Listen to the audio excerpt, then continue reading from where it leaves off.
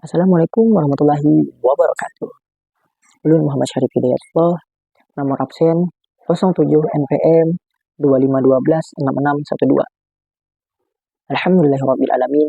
Wassalatu wassalamu ala asrofil anbiya'i wal mursalin sayyidina wa nabiyina Muhammadin wa ala alihi wa sahbihi ajma'in.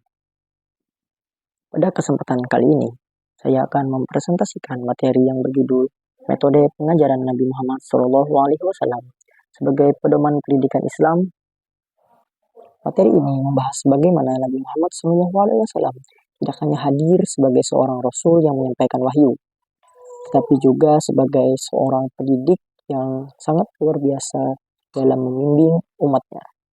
Pendidikan dalam Islam memiliki makna yang luas. Ia tidak hanya berkaitan dengan penyampaian ilmu pengetahuan, tetapi juga menyentuh pembentukan akhlak, karakter, cara berpikir, serta sikap hidup seseorang. Oleh karena itu, ketika kita membahas pendidikan Islam, maka metode pengajaran Nabi Muhammad SAW menjadi rujukan utama yang tidak bisa diabaikan. Jika kita melihat kondisi pendidikan di masa sekarang, seringkali kita menemukan orang-orang yang memiliki kecerdasan akademik tinggi, namun masih kurang dalam sikap, etika, dan tanggung jawab sosial. Fenomena ini menunjukkan bahwa pendidikan tidak cukup hanya berfokus pada pencapaian nilai atau gelar, tetapi juga memperhatikan nilai moral dan karakter peserta didik. Padahal, jauh sebelum konsep pendidikan modern berkembang, Nabi Muhammad SAW telah menerapkan sistem pendidikan yang sangat seimbang. Beliau tidak hanya mencetak individu yang soleh secara spiritual, tetapi juga membangun masyarakat yang beradab, berpikir kritis, dan memiliki pengetahuan yang luas. Dari kondisi inilah muncul pertanyaan yang menjadi dasar pembahasan kita hari ini, yaitu apa saja metode pengajaran Nabi Muhammad dan mengapa metode tersebut masih relevan untuk diterapkan dalam dunia pendidikan saat ini. Maka dari itu saya akan menjelaskan yang A, prinsip-prinsip pengajaran Nabi Muhammad SAW. Pertama, pengajaran berbasis hikmah. Nabi Muhammad SAW mengajarkan ilmu dengan penuh hikmah atau kebijaksanaan. Beliau memahami bahwa setiap individu memiliki latar belakang, kemampuan berpikir, dan tingkat pemahaman yang berbeda-beda. Oleh karena itu, cara penyampaian ajaran selalu disesuaikan dengan kondisi yang diajarkan.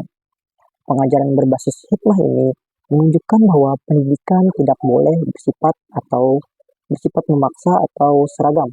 Dalam konteks pendidikan saat ini, prinsip mengajar kepada pendidik untuk memahami karakter peserta didik, sehingga proses belajar menjadi lebih efektif dan manusiawi. Yang kedua, dialog dan diskusi. Dalam banyak kesempatan, Nabi Muhammad SAW menggunakan metode dialog dan diskusi. Para sahabat diberikan kebebasan untuk bertanya, menyampaikan pendapat, bahkan mengungkapkan kebingungan mereka terhadap suatu persoalan. Metode ini sangat penting karena melatih peserta didik untuk berpikir kritis, menyampaikan pendapat, dan menghargai perbedaan pandangan. Hal ini membuktikan bahwa Islam tidak menutup ruang berpikir, melainkan mendorong pemikiran yang rasional dengan tetap menjaga adab dan etika. Yang ketiga, pemberian contoh atau uswah hasanah. Nabi Muhammad SAW teladan hidup dari ajaran yang beliau sampaikan. Setiap perintah yang beliau sampaikan selalu dibuktikan terlebih dahulu melalui perbuatan beliau sendiri. Ini yang membuat ajaran Nabi Muhammad SAW mudah dipahami, diterima, dan diamalkan oleh umatnya. Dalam dunia pendidikan, keteladanan ini memiliki peran yang sangat besar.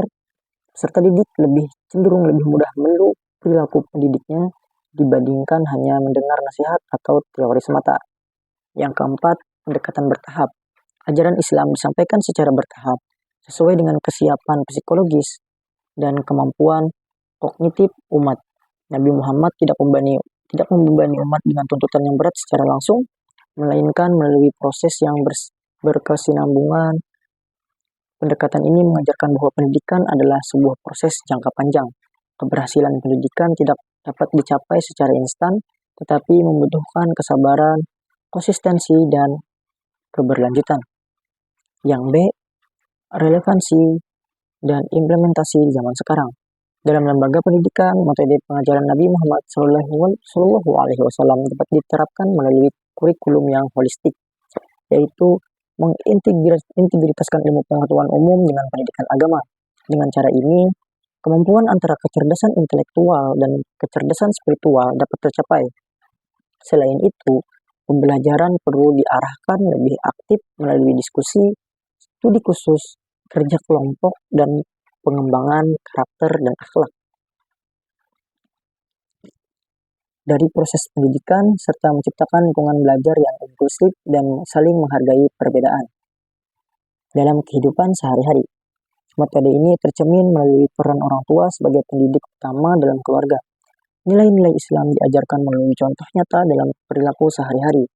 Teknologi juga dimanfaatkan sebagai media edukatif untuk menyebarkan ilmu dan motivasi belajar, bukan hanya sebagai sarana hiburan. Selain itu, budaya mentoring dan pembimbingan antara generasi perlu dikembangkan, serta menanamkan semangat belajar sepanjang hayat dari masa muda hingga lanjut usia. Sebagai penguat dari keseluruhan materi ini, terdapat sebuah pesan yang sangat relevan dengan dunia pendidikan saat ini, yaitu ilmu tanpa adab akan kehilangan arah, dan adab tanpa ilmu akan kehilangan kekuatan. Pesan ini menegaskan bahwa pendidikan yang ideal adalah pendidikan yang mampu menyimbangi pengetahuan, akhlak, dan nilai kemanusiaan.